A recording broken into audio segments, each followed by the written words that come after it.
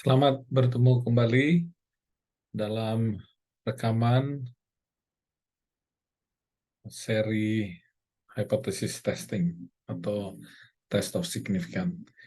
Pada rekaman kuliah yang pertama, saya membahas tentang proses riset, kemudian saya membahas tentang null hypothesis dan alternative hypothesis, juga dua tipe kesalahan yang bisa dilakukan pada saat kita melakukan hypothesis testing. Saya juga sudah sempat membahas tentang null hypothesis dan alternative hypothesis. Kemudian kita membahas tentang beberapa bentuk test of difference. Ada 3 kategori umum: one sample test, 2 independent sample test, kemudian 2 related sample test. Kita juga sudah bahas tentang overview tentang case sample test, independent maupun related. Nah, di rekaman kuliah pertama itu saya sudah membahas one sample test dan tergantung kepada jenis datanya, kita apakah itu data nominal, ordinal, dan interval. Kita sudah bahas untuk interval ada 2 jenis tes yang biasa dipakai, yaitu t-test dan z-test. Kita sudah bahas kriterianya dalam mengambil keputusan tes mana yang akan dipakai. Nah, hari ini atau pada rekaman video kali ini saya akan membahas penggunaan non-parametric test dalam melakukan one sample test of difference, ya. Menggunakan non-parametric untuk pengujian beda. Nah, pada saat data yang dipakai itu bersifat nominal, data nominal silakan Anda review lagi apa data nominal itu. Data nominal adalah data yang bersifat kualitatif, ya, misalnya gender, kebangsaan, performa dalam kategori baik atau buruk, gitu ya. Data ini bukan data kuantitatif, tapi biasanya harus diberikan nilai, gitu ya, agar supaya bisa dianalisa dengan analisa kuantitatif. Tetapi sifat dasarnya itu adalah data nominal.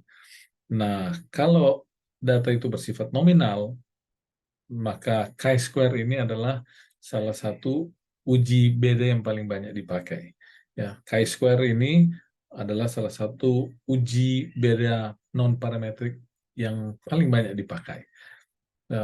Yang dilakukan oleh chi-square test ini adalah menguji perbedaan antara distribusi data yang terukur dari sampel lalu dibandingkan dengan distribusi yang diekspektasi atau yang diharapkan. Jadi dengan kata lain, yang terobservasi akan dibandingkan dengan yang diharapkan atau diekspektasi. Ya.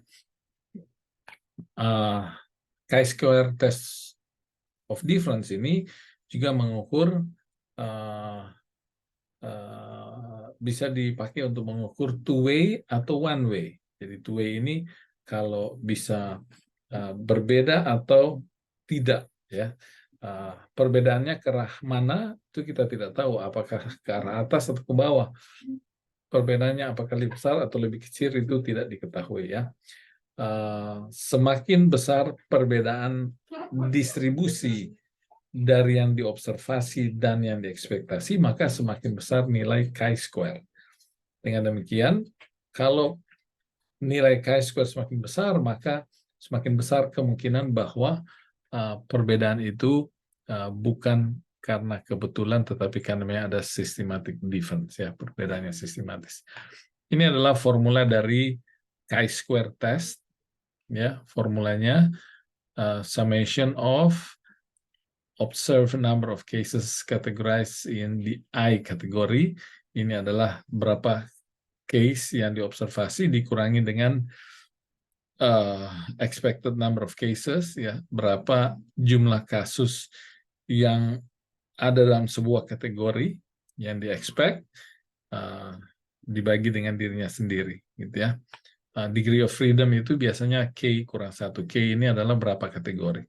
Jadi kalau ada 2 kategori, 2 kurang 1. Kalau ada 4, 4 kurang 1, seterusnya. Kita akan lihat bagaimana ini dipakai dalam uji statistik atau uji hipotesa.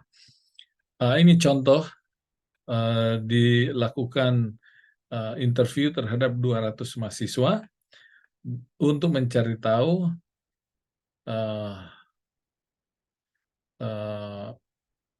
keinginan mereka atau niat mereka untuk bergabung dengan Ayas Dining Club.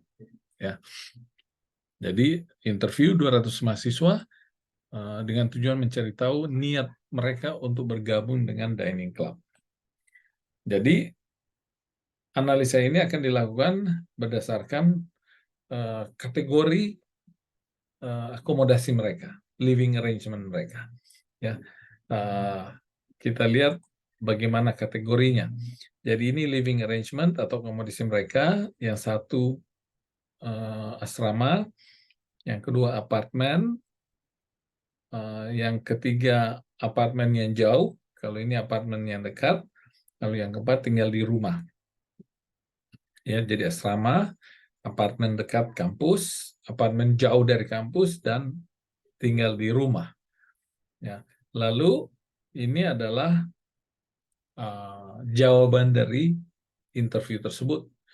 Ada 16 orang yang tinggal di asrama dan berniat untuk bergabung, 13 orang yang tinggal di apartemen yang dekat berniat bergabung, ada 16 tinggal di apartemen jauh berniat untuk bergabung, dan 15 tinggal di rumah dan punya niat untuk bergabung. Jadi total yang punya niat bergabung itu 60. Nah, total yang diinterview tadi saya sebut ada 200, ya, ada 200 yang diinterview. 90 yang diinterview itu tinggal di asrama, 40 tinggal di apartemen dekat kampus, 40 di apartemen jauh dari kampus, dan 3 tinggal di rumah. Oke, jadi kalau begitu sekarang bagaimana kita menghitung distribusi tersebut? Ya, pertama kita harus menghitung persentasi yang diinterview dari setiap asrama dari total yang diinterview. Ya, jadi di asrama ini ada 90 yang diinterview dari total 200. Jadi 90 per 200, 45%. Yang diinterview tinggal di apartemen dekat itu 40 dari 200, jadi sekitar 20%. Yang tinggal di apartemen jauh itu ada 40 dari total 200, jadi sekitar 20%. Dan yang tinggal di rumah ada 30 orang dari 200, berarti 15%. Nah, dari presentasi yang diinterview ini, kita bisa menggunakannya untuk memperkirakan frekuensi atau persentasi mereka-mereka yang kira-kira punya niat untuk punya niat untuk bergabung di Diners Club, ya. Ya, jadi dari persentasi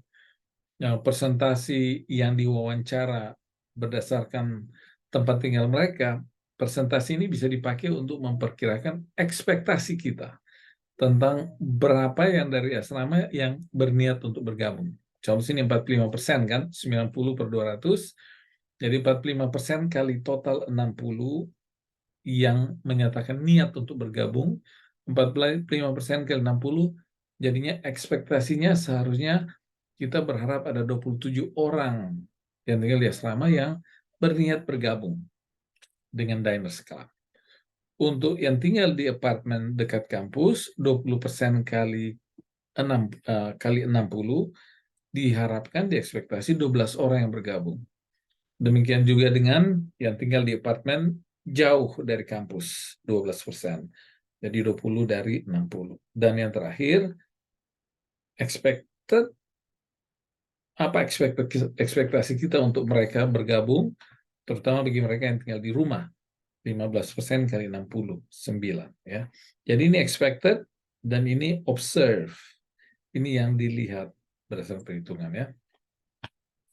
Oke, jadi itu datanya. Setelah dihitung, mari kita bahas hipotesisnya dulu. Dua jenis hipotesa nol dan alternatif. Dalam hipotesa nol, kita katakan bahwa proporsi populasi yang berniat untuk bergabung dengan Dynamic Club tidak di atau tidak dipengaruhi atau tidak tergantung kepada living arrangement, ya, akomodasi tinggal mereka. Kan ada 5 akomodasi atau 4 akomodasi kan. Jadi asumsi kita melalui hipotesa nol bahwa mereka yang berniat untuk bergabung atau join dining club itu tidak atau berdiri sendiri atau tidak dipengaruhi, tidak tergantung kepada living arrangement. Sementara alternatif hipotesisnya adalah bahwa proporsi distribusi mereka yang berniat untuk bergabung dengan dining club itu tergantung kepada living arrangement atau tipe akomodasinya. Ya, jadi itu adalah null hypothesis dan alternatif hipotesisnya. Nah, jadi tipe tesnya apa? Ya, chi-square. Kita sudah tahu menggunakan chi-square. Ya. Nah, bagaimana cara berikutnya? Step yang ketiga, kita pilih significant level. Tentunya kalau significant levelnya atau tolerable error yang ingin kita tolerir ada 5%, berarti itulah significant levelnya ya. Jadi kita ingin membuat kesimpulan dengan keyakinan 95%. Lalu step yang keempat, kita menghitung nilai chi-square. Ya, mari kita lihat bagaimana menghitung ini menggunakan rumus chi-square ini. Jadi ini data yang sudah kita punyai, kita dapat dari ini kan, total 60 yang berniat untuk bergabung, terdistribusi 16 dari yang tinggal di asrama, 13 tinggal di apartemen dekat kampus, 16 di apartemen jauh dari kampus, dan 15 tinggal di rumah. Total yang di interview ada 290 dari asrama, 40 dari apartemen yang dekat kampus, 40 dari apartemen jauh kampus, dan 30 tinggal di rumah. Berdasarkan ini kita hitung persentase yang di interview dari kategori tempat tinggalnya. Ada 45%, yaitu 90 dari 200 itu dari asrama, 20% dari 200 tinggal di apartemen dekat, sama ya 20% dari mereka yang tinggal di apartemen jauh, dan 15% dari rumah. Berdasarkan persentase ini kita sudah bisa hitung berapa yang di-expect dari mereka yang di asrama yang berniat untuk bergabung. Kita kalikan 45% kali 60, gitu ya. 45% kali 60 dapat 27, 20% kali 60 dapat 12, dan seterusnya. Sekarang kita tinggal masukkan saja ke rumus chi-square. Yang pertama, total yang diobservasi berniat join adalah 16, yang di-expect berapa? 27. Kita lihat lagi formulanya ya. Ini yang diobservasi, ini yang di-expect. Summation ini berarti kita mesti jumlahkan semuanya dari setiap kategori. Jadi 16 yang diobservasi, ekspektasinya 27, dipangkatkan 2 dibagikan dengan yang diekspektasi. Tambah untuk mereka yang tinggal di apartemen dekat, 13 kurang 12 yang diekspektasi, pangkat 2 bagi 12. Dan seterusnya. Didapati nilai chi-square-nya adalah 9,89. Nah, degree of freedom-nya gimana? Ada 4 kategori. Ya. Jadi 4 kurang 1 kali 2 kurang 1. 2 ini adalah 2 possible jawaban, yaitu intend to join dan not intend to join. Ya, jadi 4 kurang 1 dikalikan 2 kurang 1 dapat 3. Jadi degree of freedom-nya apa? 3. Lalu kita sudah hitung chi-square value yaitu 9,89. Sekarang kita perlu mencari tahu critical chi-square value. Jadi kita lihat critical chi-square value dari chi-square table, tabel chi-square, silahkan Anda lihat. Atau Anda juga bisa cari di Google critical value calculator. Di situ ada T critical, ada Z critical, ada chi-square critical. Jadi Anda lihat di chi-square table, untuk degree of freedom 3 dan level of significance 0,05 didapati bahwa chi-square kritikalnya adalah 7,82. Ya, 7,82. Dengan demikian, sekarang kita bandingkan ya, chi-square 7,82, lalu chi-square critical 782, chi-square hitung 9,89. Dengan demikian 9,89 lebih besar dari 782, dan oleh karena itu maka kita bisa menolak hipotesa nol, yaitu proporsi populasi yang berniat untuk bergabung di dining club itu independen dari living arrangement atau independen dari tempat tinggalnya, itu ditolak.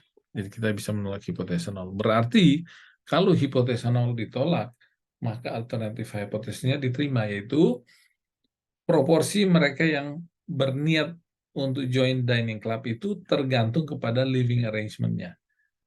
Ya, tergantung kepada living arrangement-nya. Dan sebenarnya kalau mau dilihat sini, di distribusi data, mereka yang tinggal di asrama, ya, itu lebih banyak berniat untuk join. Mereka yang tinggal di apartemen jauh dari kampus juga berniat join. Mereka yang di asrama kan tidak ada dapur, ya. Mereka harus pergi makan di dining room, di tempat makan. Mereka yang tinggal jauh juga, rumahnya kejauhan, jadi mungkin tidak sempat pulang, gitu ya. Jadi sepertinya ada faktor-faktor karakteristik tempat tinggal mereka yang mempengaruhi keputusan mereka atau niat mereka untuk join dining club di kampus.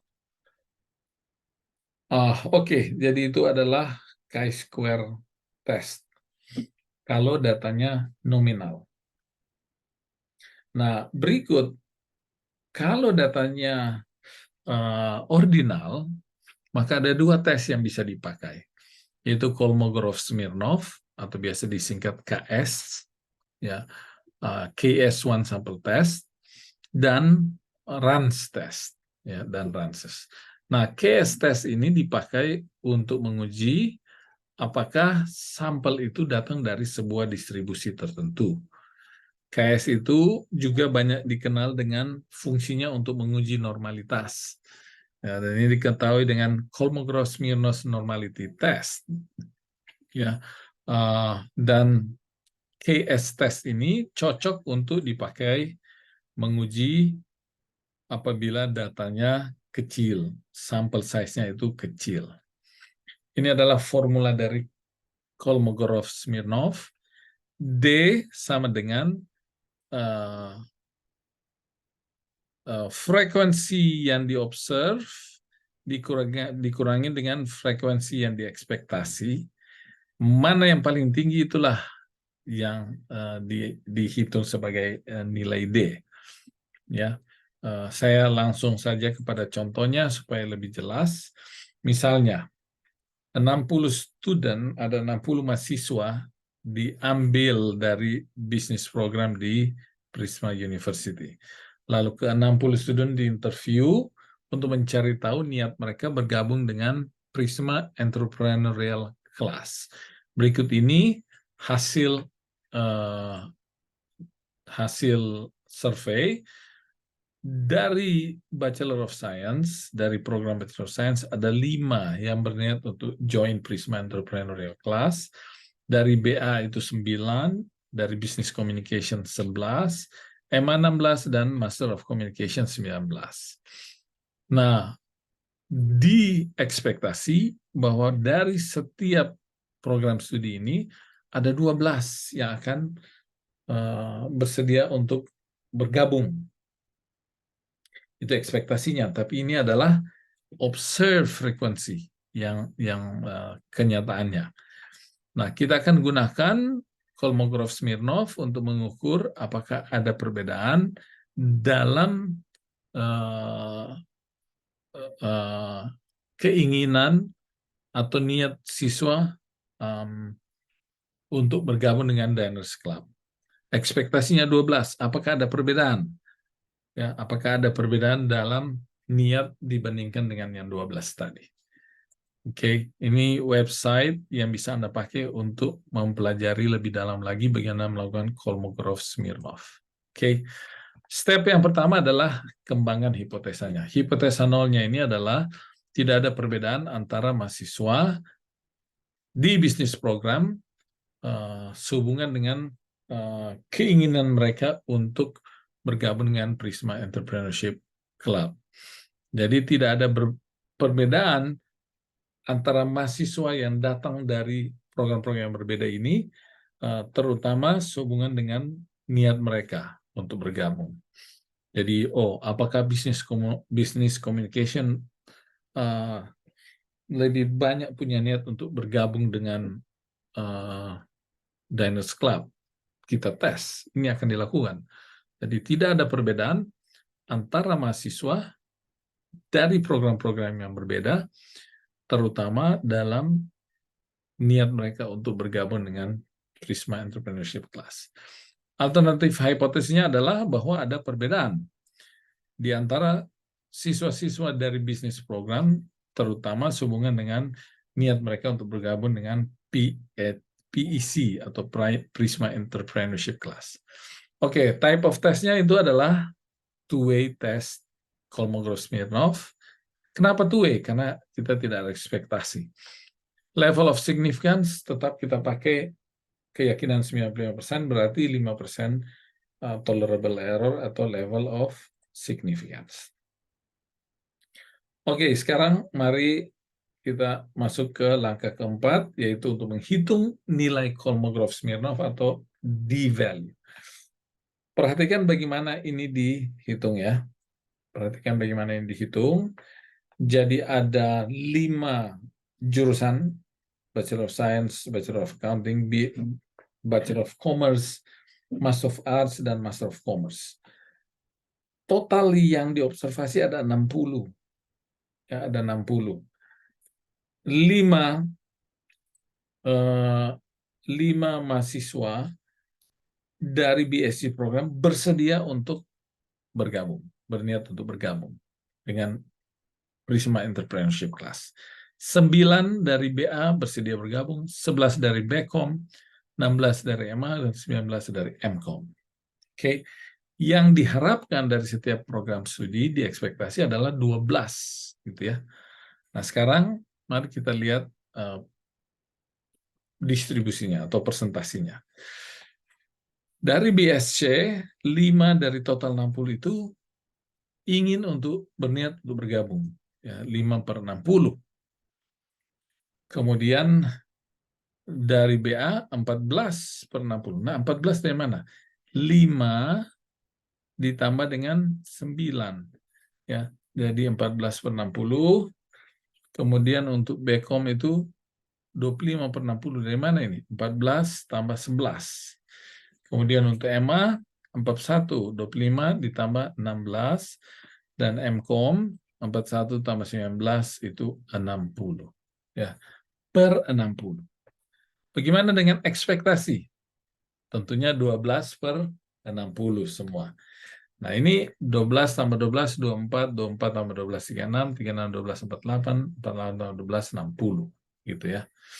Sekarang kita lihat perbedaan antara persentase observasi dan persentase yang diharapkan.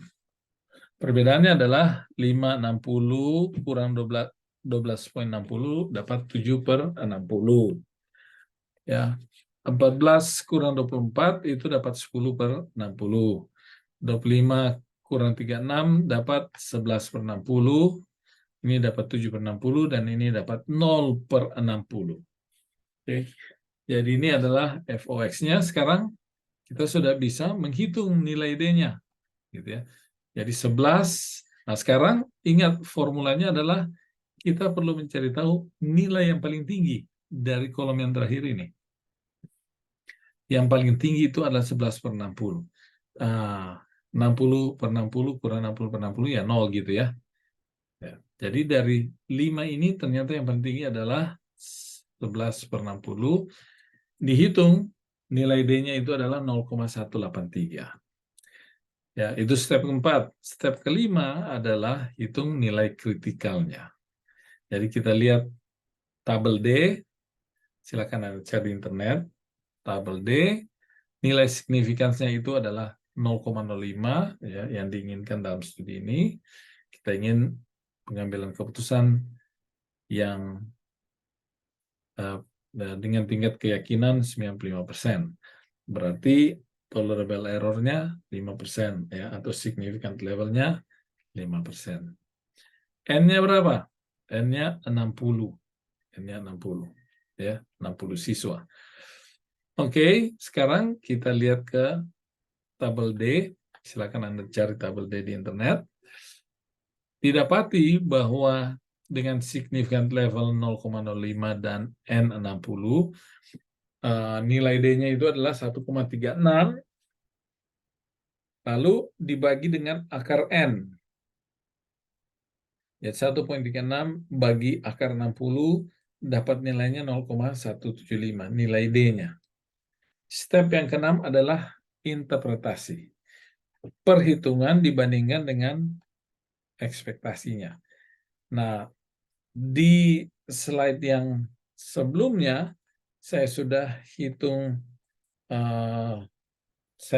hitungkan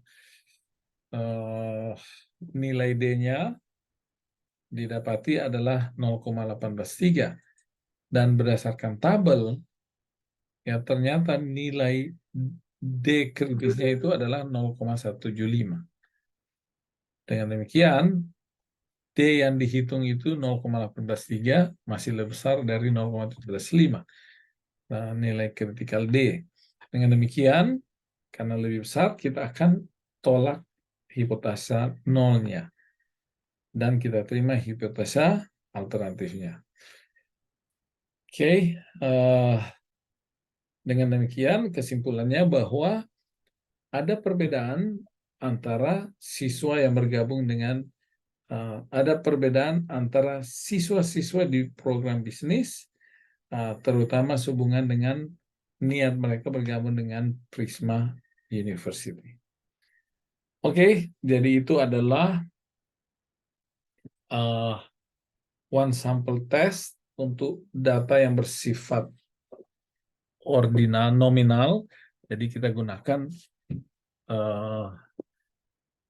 untuk data yang bersifat ordinal, jadi kita gunakan Kolmogorov KS atau Lilifore ya. Berikut kita juga bisa menggunakan Ran's test untuk menguji beda one sample ya, one sample. Sebenarnya pada dasarnya Ran's test ini adalah uji random untuk mengetahui apakah distribusi data itu datang atau dilakukan secara random. Ya. Jadi kalau dia random berarti tidak ada penyebab yang sistematis. Ya. Tetapi kalau ternyata tidak random, berarti ada sesuatu yang sistematis yang menyebabkan distribusinya demikian. Contoh, pemilik Secret Garden Restoran sudah menetapkan target kepuasan konsumen terhadap makanan mereka yaitu 3,7 dari skala 5. Jadi sebenarnya 3,7 ini ya sudah termasuk kategori baik ya, tetapi tidak persis di 4, hanya 3,7 gitu ya. Oke, jadi targetnya 3,7. Nah, di 30 hari belakangan pemilik Secret Garden ini sudah mensurvei 20 pelanggan setiap hari. Lalu dihitunglah rata-rata kepuasan pelanggan untuk setiap hari dari 20 customer ini. Ya, lalu ini dilakukan selama 30 hari. Jadi ada 30 nilai rata-rata. Ini datanya. Ini adalah data-data yang menggambarkan nilai rata-rata kepuasan konsumen terhadap makanan. Ya, jadi hari 1 sampai hari ke-30. Rate-nya ini sudah dirata-ratakan. Jadi average, ya kan ada 20 yang diambil. Dicari rata-rata tingkat kepuasan makanan mereka. Di hari pertama 4, hari kedua 3, hari ketiga 3, dan seterusnya. Oke. Nah, untuk menggunakan run test, kita perlu mengklasifikasikan apakah ini di atas target atau di bawah target. Oke. Nah, saya pindah slide berikut, ini saya sudah klasifikasikan. Kan targetnya 3,7 untuk hari pertama. Untuk hari pertama itu ada di atas target. Karena targetnya 3,7, ini 4. Jadi ada above, ada di atas. B kalau di bawah. Ya. Contoh untuk nomor 2 pertanyaannya dapat 3, padahal targetnya 3,7. Jadi ada di bawah target. Jadi below, A itu above, B below, dan seterusnya. Kita hitung kategorinya. Oke, sampai situ dulu.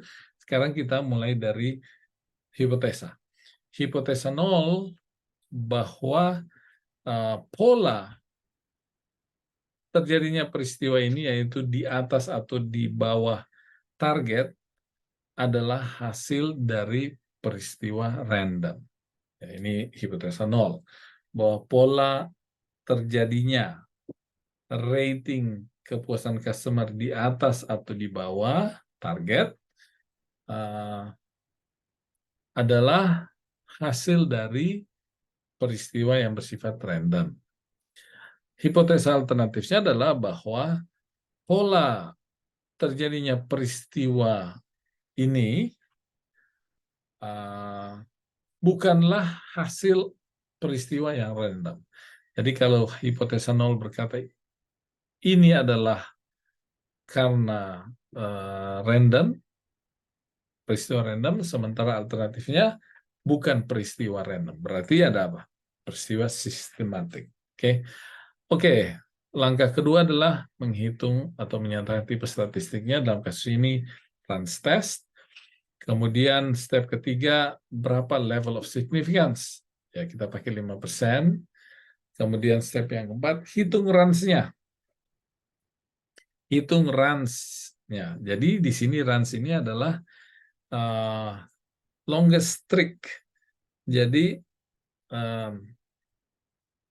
terjadinya peristiwa di mana rating makanan itu sama dari hari ke hari, jadi rentetan peristiwanya panjang. Contoh sini, kalau Anda lihat, yang B itu, ini 3, paling panjang B itu 4 runs, ada 4 peristiwa. Ada 4 hari di mana berentetan, ya, tanggal 25 sampai tanggal 28. Bagaimana dengan A? A antara 7 sampai 10, 4 hari. Lalu ada 21 sampai 24 juga 4 hari, gitu ya, juga 4 hari. Jadi longest run-nya A itu 4 hari, above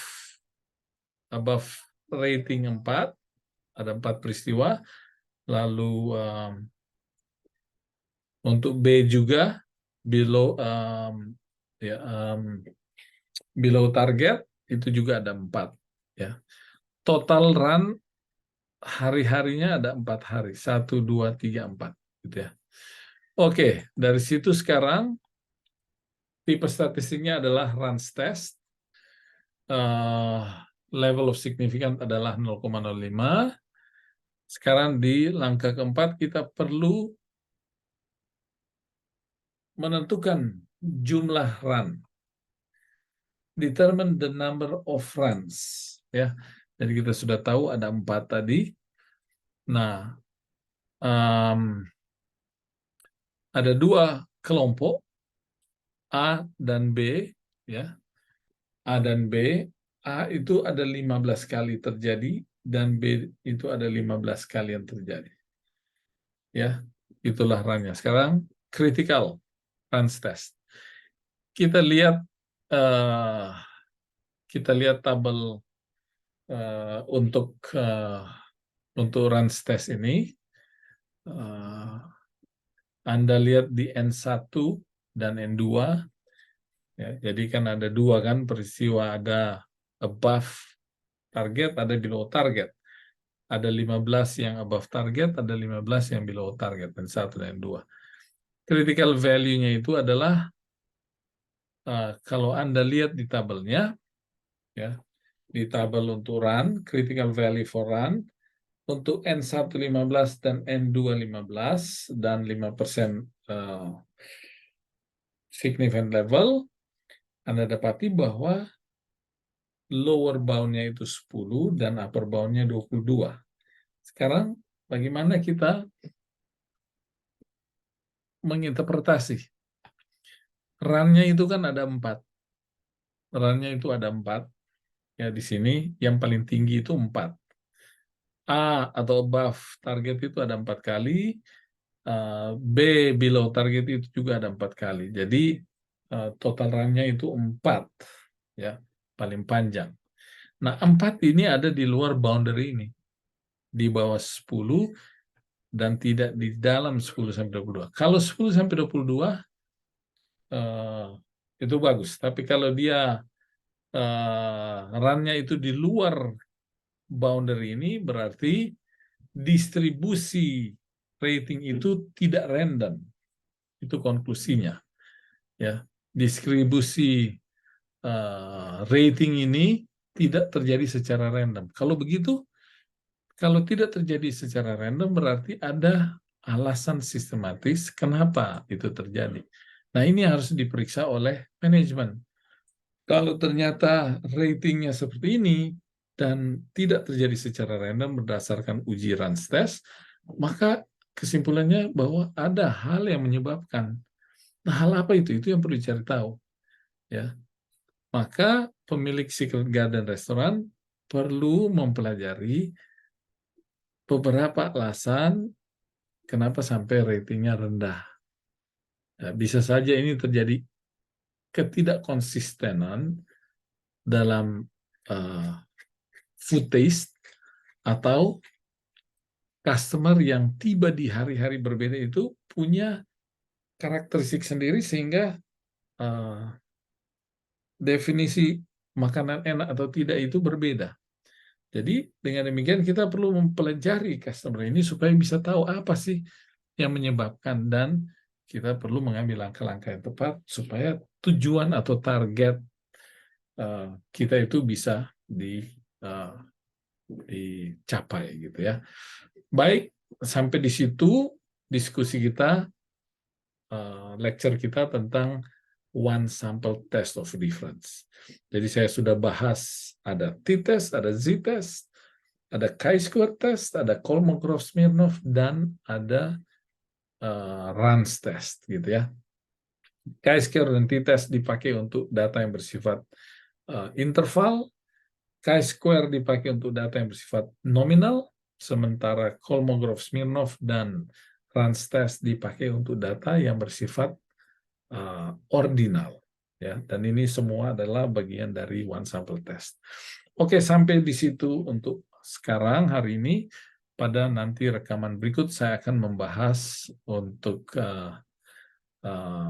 two independent dan two related sample test.